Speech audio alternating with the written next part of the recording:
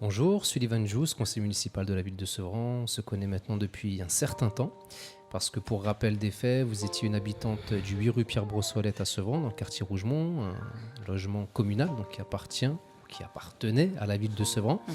Je l'emploie au passé parce qu'on sait que récemment il a été vendu à un bailleur social lors d'un conseil municipal, Batigère en l'occurrence, pour la somme de 500 000 euros.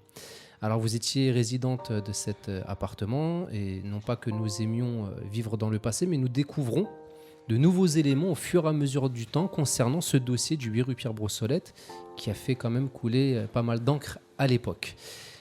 Récemment, donc, nous avons pu obtenir l'information du jugement vous concernant. C'est-à-dire que la ville, à l'époque, avait entamé des procédures d'expulsion à l'encontre de toutes les familles résidant là-bas, pratiquement ou presque toutes les familles, dont vous faisiez partie. Et ce jugement-là, donc, vous ne l'avez jamais reçu, malgré que l'audience soit bien déroulée au tribunal administratif de Montreuil.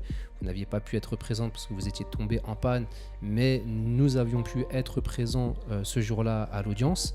Et donc, le jugement ne vous est donc jamais parvenu visiblement. Donc oui, bonjour Sullivan. Oui, effectivement, je n'ai reçu aucun jugement. Aucun courrier à ce niveau-là, ni un coup de téléphone, ni rien. Rien. Pourtant, vous receviez votre courrier dans la boîte aux lettres du 8 rue Pierre-Brossolette. Oui, mon courrier m'était envoyé et je recevais mon courrier normalement. Mais ce courrier, jamais. Jamais. D'accord. Donc ce courrier, en fait, ce jugement statue sur l'interdiction judiciaire pour la ville de Sevran de vous expulser du logement que vous occupiez à titre d'urgence. Vous étiez dans une situation précaire, comme d'autres habitants de l'immeuble. Et en fait, la Cour a estimé que les arguments invoqués par la ville de Sevran n'étaient pas recevables. Et il y en avait deux principaux. Le premier, c'était que la ville invoquait la nécessité de continuité du service public en souhaitant reloger des enseignants dans l'immeuble qui en feraient la demande. Alors que ça faisait plusieurs années que cet immeuble n'avait pas accueilli de nouvel enseignant. Donc, la personne représentant la ville ce jour-là à l'audience avait même dit qu'il n'accueillait plus d'enseignants dans ce bâtiment et qu'il disposait de suffisamment d'autres appartements pour pouvoir loger des enseignants. Et la deuxième raison, c'était l'insécurité, donc invoquée par M. Blanchet lors de cette procédure. Mais la juge, encore une fois, a estimé que l'insécurité que M. Blanchet estimait se trouver à l'intérieur du bâtiment ne se trouvait pas en fait dans le bâtiment, mais ailleurs au vu des pièces qu'il avait produites, dans une rue adjacente qui se trouvait à peu près à 200 mètres de la rue Pierre-Brossolette. Et donc, de ce fait, la requête de la ville de Sevran a été rejetée et vous autorisez donc à rester dans les lieux. Vous dites n'avoir jamais eu connaissance de ce courrier. Est-ce que la ville de Sevran vous a contacté pour vous dire qu'elle avait l'interdiction de vous expulser et que c'est pour cette raison-là qu'elle souhaitait vous reloger ailleurs? Ah non, du tout. Mon Dieu que non, jamais la ville de Sevran m'a appelé en me disant ces choses-là, non. Je n'ai eu aucun coup de téléphone de la ville de Sevran. Alors, on a appris dans une autre procédure, le maire de Sevran a mis dans une procédure, dans ses écritures, que, étant donné que vous étiez une famille avec des enfants mineurs, c'est pour cette raison-là qu'elle avait souhaité trouver une solution de relogement. Non, je n'y crois pas. Mais aujourd'hui, on se rend bien compte que ce sont des faits mensongers parce qu'il avait l'interdiction de vous expulser. Donc, on sait que vous avez été quand même contrainte de partir du 8 rue Pierre-Brossolette. Ah oui, bah oui. De quelle manière cela s'est organisé? J'ai pas eu le choix. Ils sont venus un matin taper à la porte, des gens qui travaillaient pour Monsieur Blanchet, avec un courrier en me disant que j'étais expulsable, qu'il fallait que je prépare mes affaires et que je vais partir du 8.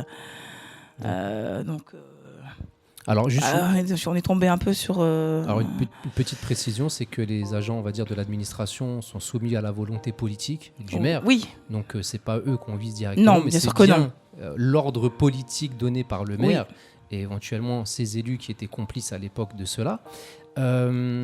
Une question, si vous aviez eu connaissance de ce jugement qui interdisait donc la ville de vous expulser de cet hébergement, est-ce que vous auriez souhaité rester là-bas? Ah bah je serais resté, bien sûr que je serais resté. Pourquoi vous seriez resté là-bas? Je serais resté en attendant que éventuellement il me trouve un logement plus adéquat, beaucoup plus propre aussi. Mais voilà, non, je serais sûrement pas parti si j'aurais su que c'était pas expulsable. Nullement.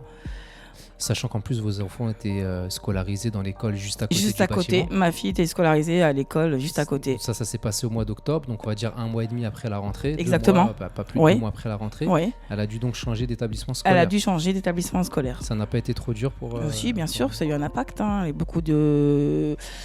Elle est en échec scolaire, hein, de toute façon, par rapport à tout ça, parce qu'on fait que déménager. On déménage tous les ans. Ça fait 3 fois qu'on déménage en 1 an et demi, 2 ans. Donc, c'est assez perturbant pour les enfants. Sachant qu'en plus, la ville vous a relogé premièrement dans un appartement dans lequel le plafond s'est effondré.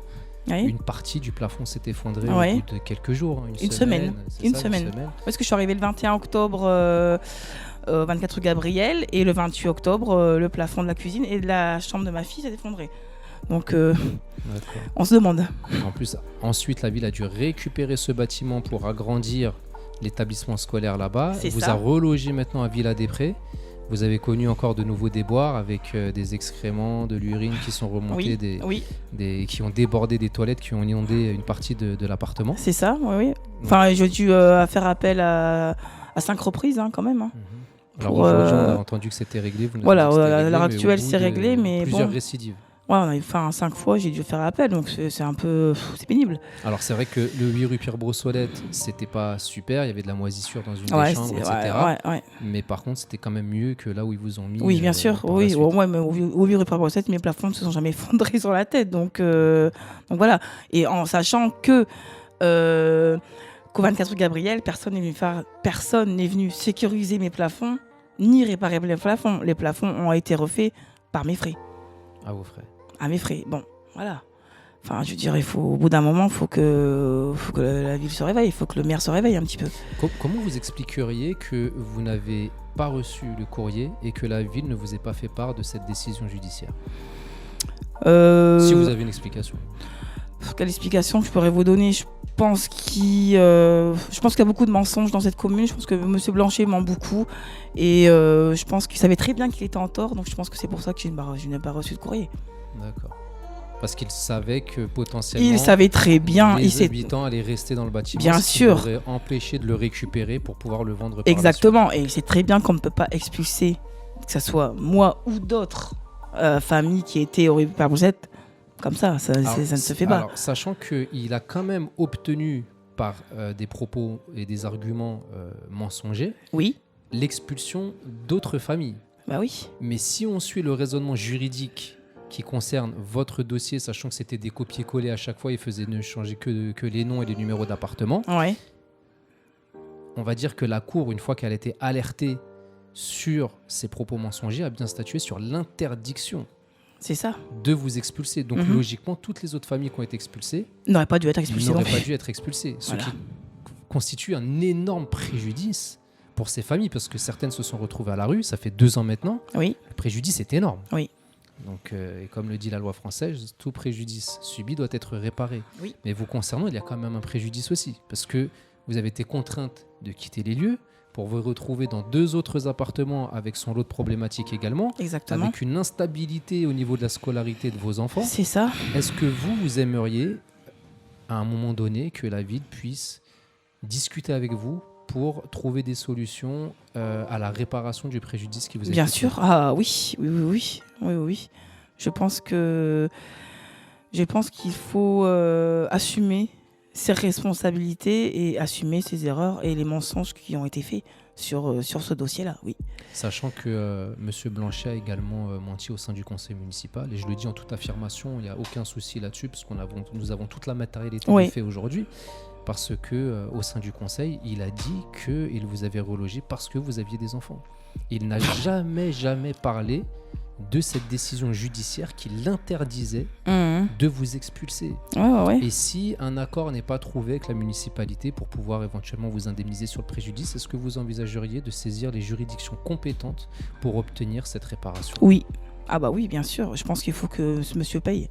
Ce qu'il a fait subir, que ce soit à moi ou à d'autres familles, de familles, que ce soit du rue Pierre-Brossolette ou d'autres rues, d'autres appartements. Je pense qu'il faut qu'il paye ses erreurs. Alors, à titre aussi d'illustration, il y avait une autre famille qui était donc présente au sein du 8 rue Pierre-Brossolette en toute légalité, avec une convention qui n'avait pas expiré. Oui. Et on a retrouvé un courrier adressé à cette famille le 14 octobre 2019 qui laisse à cette famille une semaine pour déménager, sous peine de se voir être poursuivi en justice pour obtenir la mise à la rue et l'expulsion de cette famille avec un enfant qui est en situation un petit peu presque de handicap. Est-ce que vous étiez au courant de cette pression aussi qui a été mise à cette famille ? Non, je ne savais pas. Enfin, mais bon, en même temps, ça ne m'étonne pas trop. Donc cette famille a été contrainte aussi de déménager. Parce que ça fait toujours un peu peur quand on dit on va faire des procédures pour vous expulser, etc. Oui, bien sûr, ça fait peur. Sachant que l'enfant, pareil, était scolarisé à côté. Oui.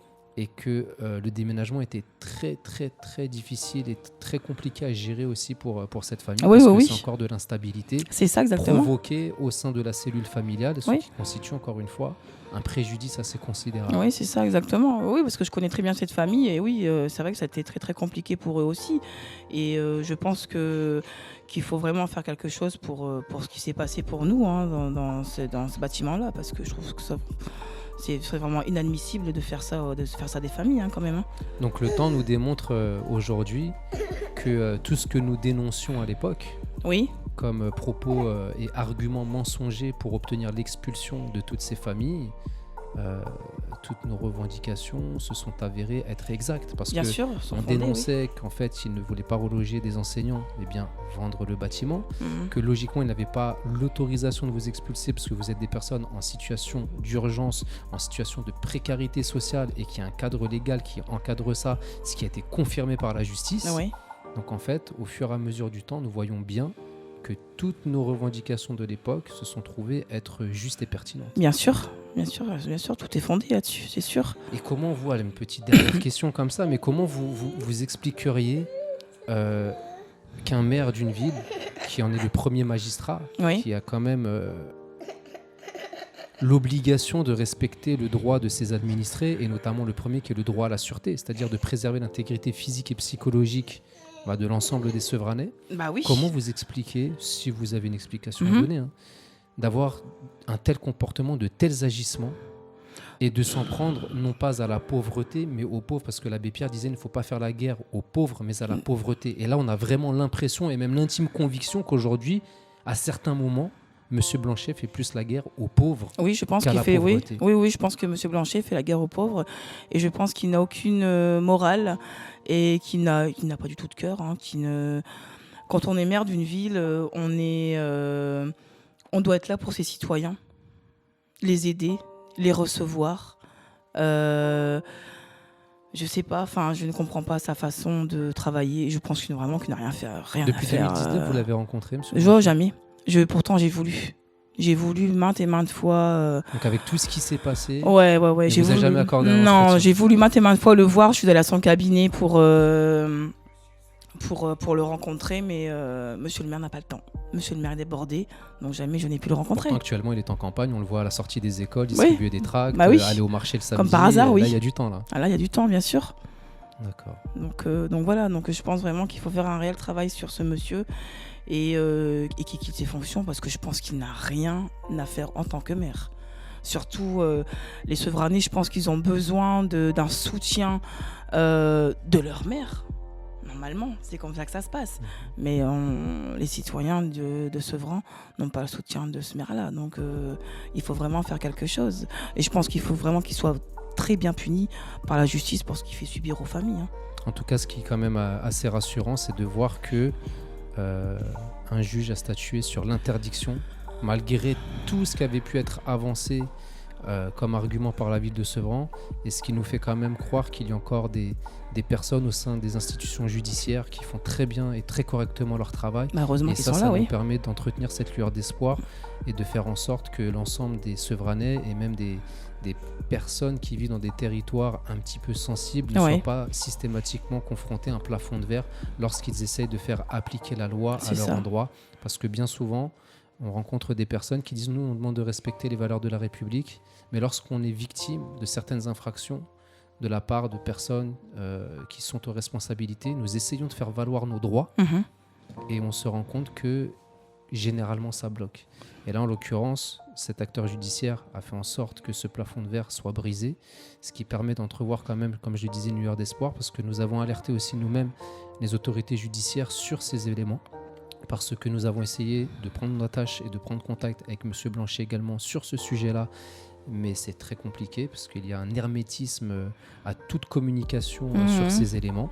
Donc nous avons alerté le préfet de la Seine-Saint-Denis, les autorités judiciaires auprès du commissariat d'Aulnay-sous-Bois et de Sevran. Et donc nous attendons des suites face à ces agissements qui, comme vous le disiez juste avant, ne peuvent pas rester impunis. C'est sûr. Dans une démocratie telle que la nôtre. C'est sûr. Je vous laisse le mot de la fin pour conclure. Je vous remercie encore une nouvelle fois pour votre témoignage. C'est pas le premier que vous faites. Non. On vous sollicite parce que c'est important de mettre ces choses-là en lumière.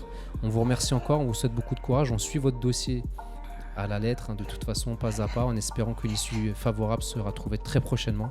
Et je vous laisse conclure avec le mot. Oui, en tout cas, oui, je vous remercie d'être présent, d'être là pour me soutenir et soutenir toutes les familles qui en ont besoin. Et j'espère que justice sera faite. Très bien. Merci beaucoup. Et à très Merci bientôt. à vous, Sylvain.